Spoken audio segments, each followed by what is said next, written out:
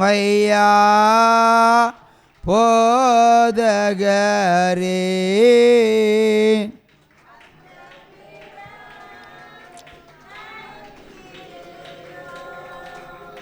அல்லேலூயா அல்லேலூயா.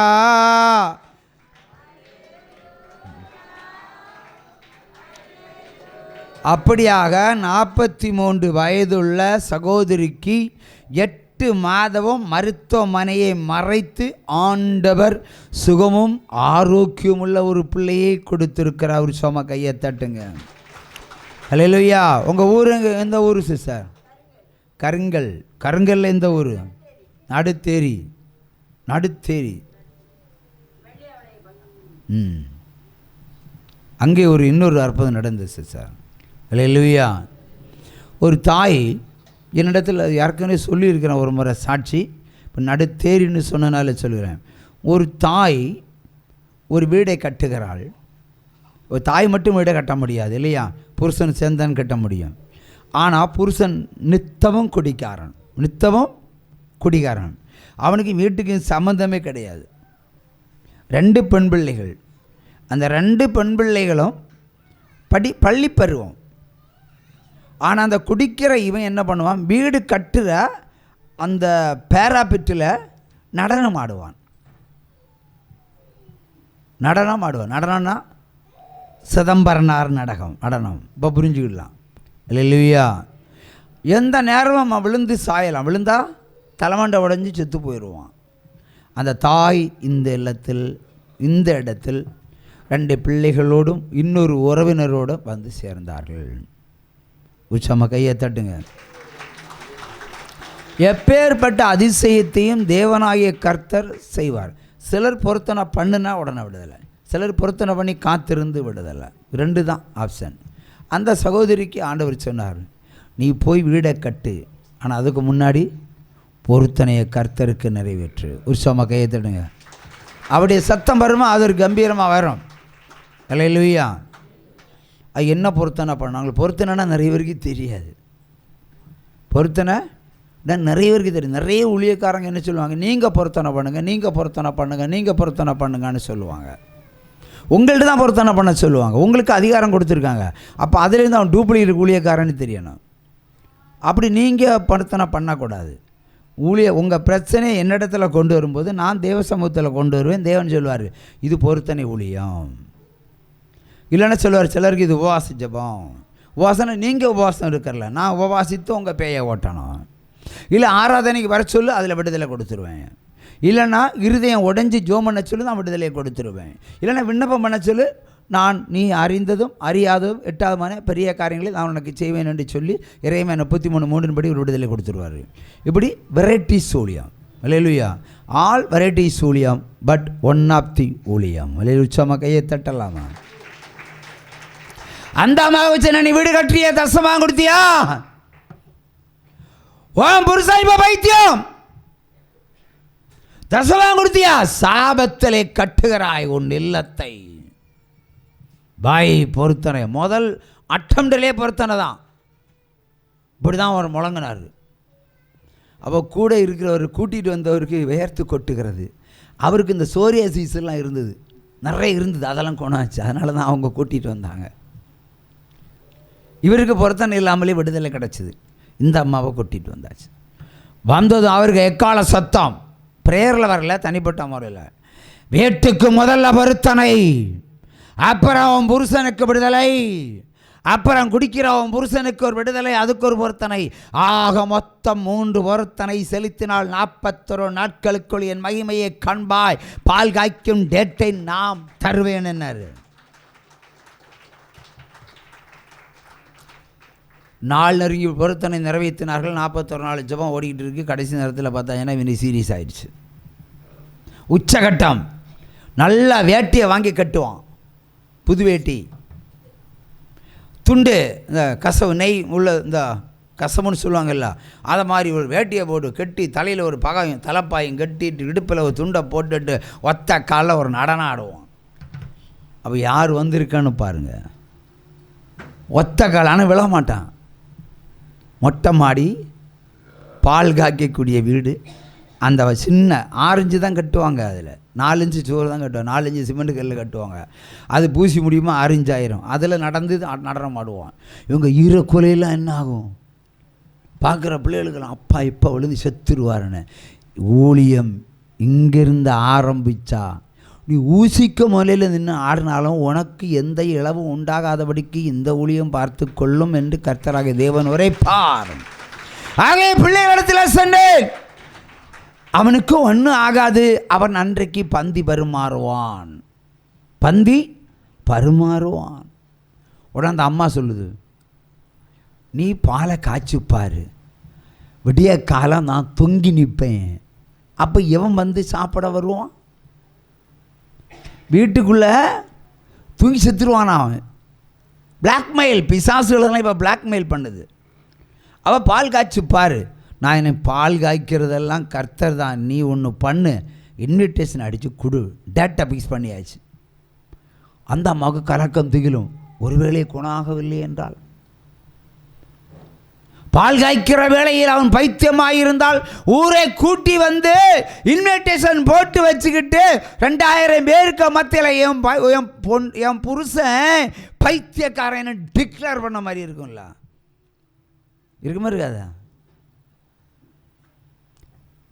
தலைநாள், நாளைக்கு பால் காய்க்கிற நாள், ராத்திரி சாப்பாடு வைக்கிறாங்க, சமையல் பண்ணுறாங்க.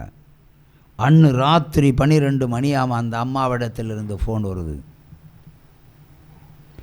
ரொம்ப ஆபத்தான முறையில் நிற்கிறான், என்ன செய்கிறது?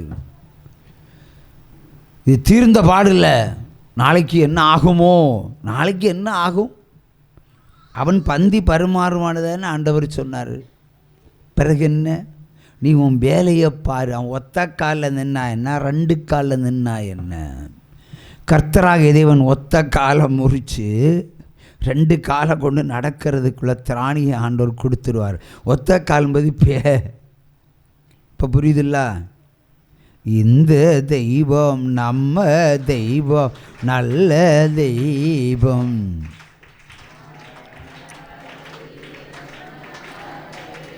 தூக்குப்பாடு சாகிறதுக்கு என்னை வாங்கி வைத்திருக்கிற வேட்டி சட்டையெல்லாம் மறுநாள் காலையில் எடுத்து போட்டு, வாங்க பிரதர், வாங்க சார், உட்காருங்க சார், இன்னும் இலை போட்டு சாப்பாடு கொடுத்ததே அவர் தான். ஒரு ராத்திரி கூட தேவையில்லை அவருக்கு. ஒரே நிமிடத்தில் அதிசய தேவன் அற்புதம் செய்திடுவார். அல்லேலூயா. அதிகாலை பொழுதில் நான் இருப்பேன், நான் உனக்கு அதிசயம் செய்திருப்பேன். துதித்தே துதித்தே மகிமைப்படுத்துவாய், துதித்தே துதித்தே மகிமைப்படுத்துவாய். அதிசய தேவன் அற்புதம் செய்திடுவார். கையை தட்டுங்க. அன்றைக்கு ராத்திரி விடுதலை கொடுக்கிற வேளையில் ஆண்டவர் ஒரு வெடிகுண்டு தூக்கி போடுறார் அந்த அம்மாவுக்கு. துக்கம்.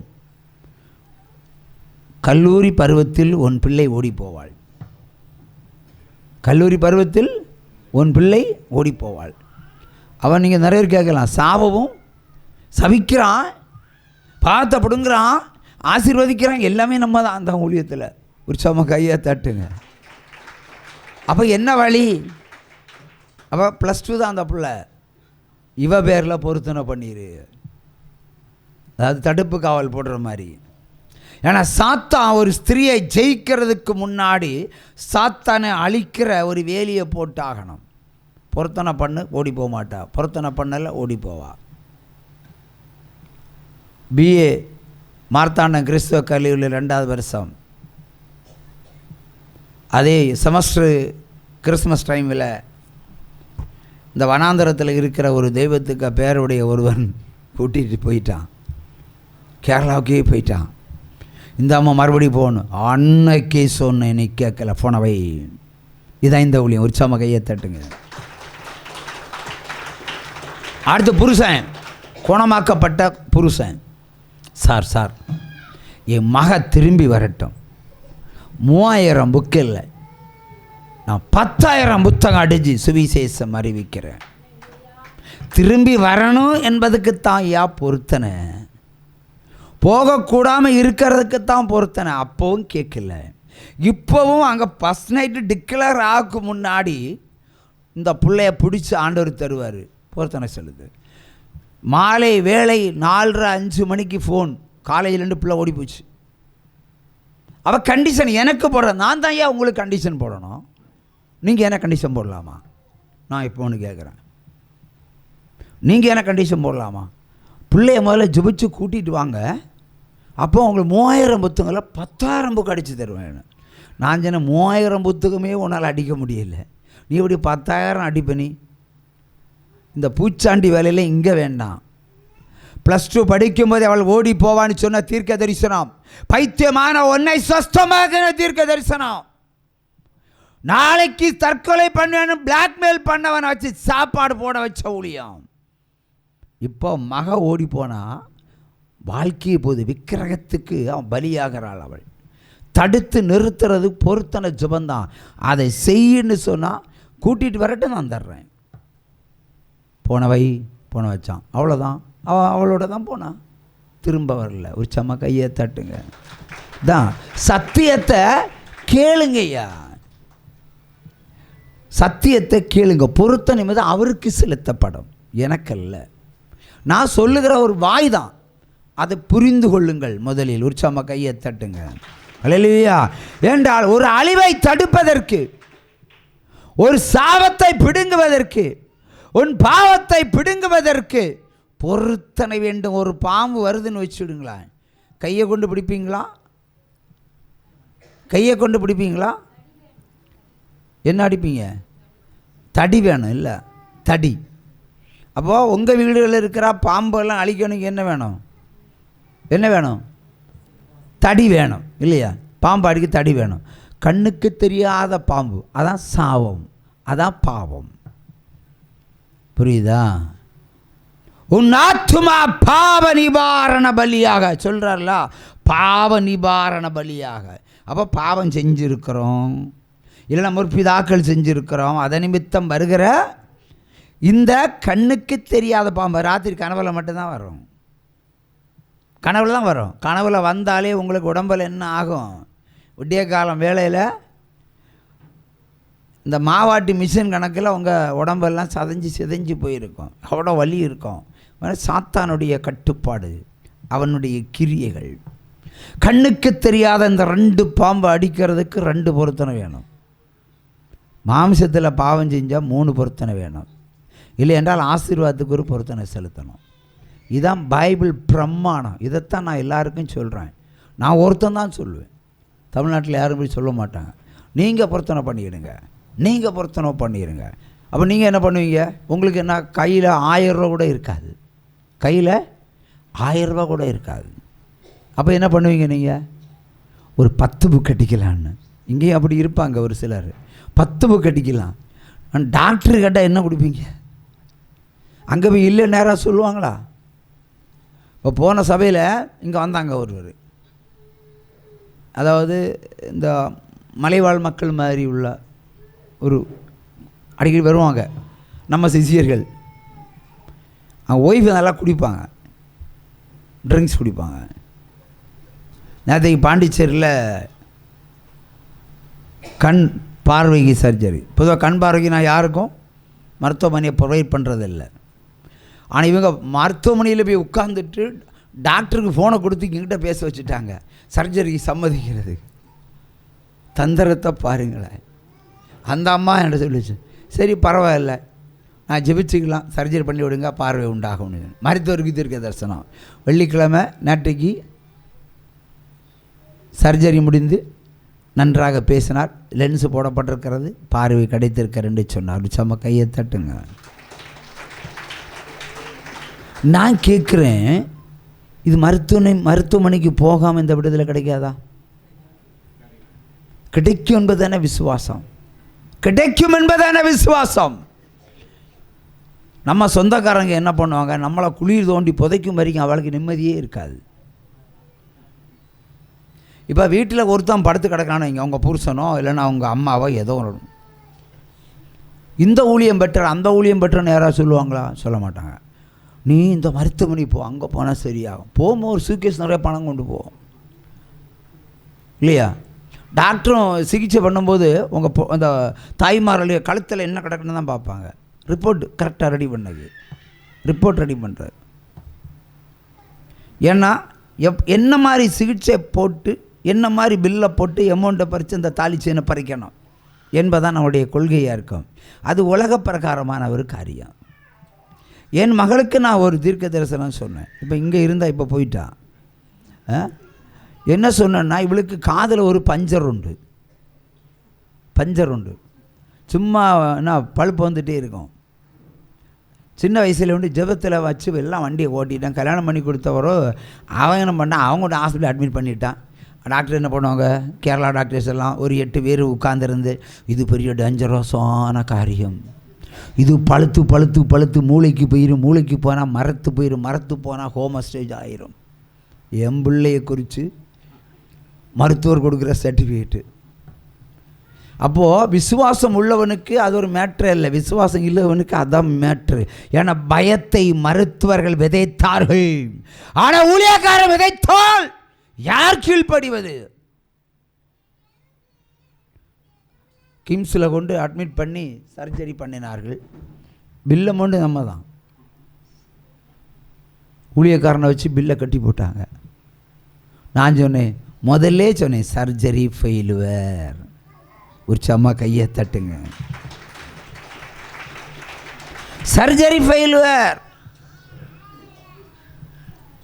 நாட்கள் கடந்தது, ஒரு 6 மாதம். மறுபடியும் ஓட்டை போட்டுட்டு அது வர ஆரம்பிச்சுது.